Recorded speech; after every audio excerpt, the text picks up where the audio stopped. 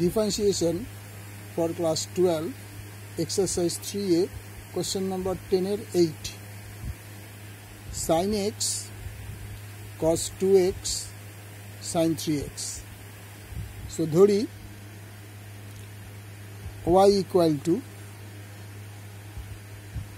sin x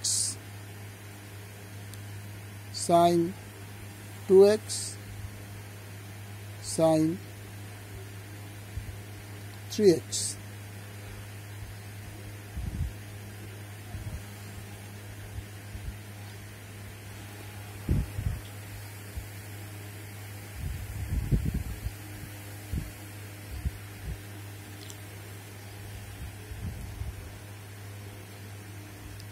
Y equal to 1/2 sin x, এটাকে আমরা 2 sin x 2x 2 sin x 2x sin 3x.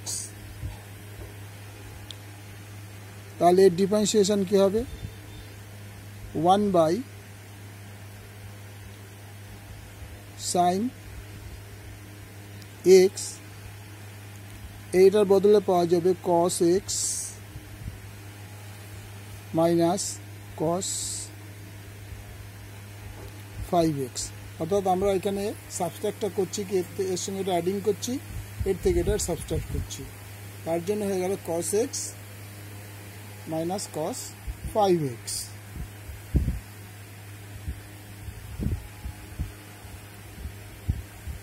Y equal to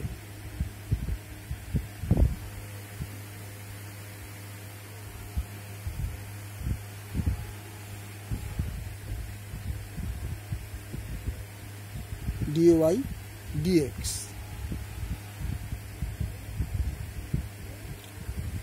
পরের স্টেপে হয়ে যাবে যে 2 দিয়ে আমরা ই করি 1/4 2 দিয়ে যদি মাল্টিপ্লাই করি 1/4 cos x কে আমরা কি লিখতে পারি?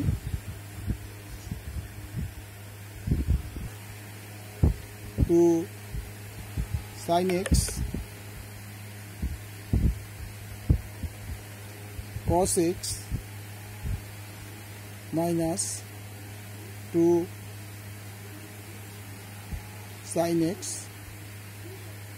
cos 5x. মানে আমরা এই sin x দিয়ে এটাকে মাল্টিপ্লাই করলাম, এটাকেও মাল্টিপ্লাই করলাম, কিন্তু আমরা এখানে দুটো এই জন্য বসিয়েছি যাতে 2 sin x cos x একটা ফর্মে আসে। এখানে 2 sin x cos একটা ফর্মে আছে, এটা 2 sin x cos একটা ফর্মে আছে, সেই জন্য আমরা 2 দিয়ে এটাকে মাল্টিপ্লাই করলাম, যার জন্য এখানে 1/2টা হয়ে গেল 1/4, তাহলে dy by dx. তো নেক্সট হবে dy by dx is equal to 1/4, এই দুটোর উপর লেখা যায় sin 2x minus 2 sin x cos x, এখানে ক্ষেত্রে লিখতে পারবো sin 6x sin 6x plus sin 4x.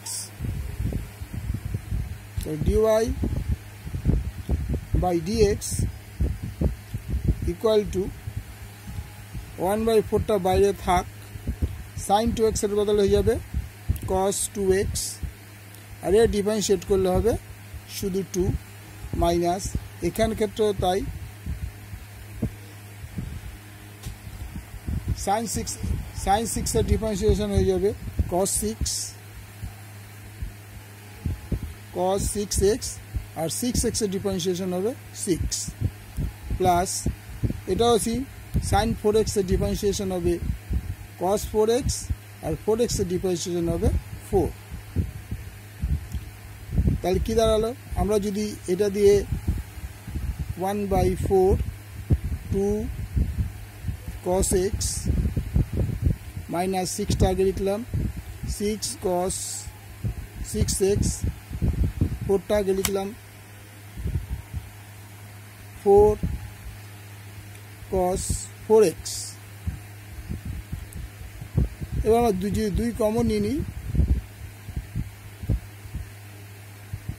cos 2x minus 3 cos 6x plus 2 cos 4x। এটা যদি কেটে যায় 1/2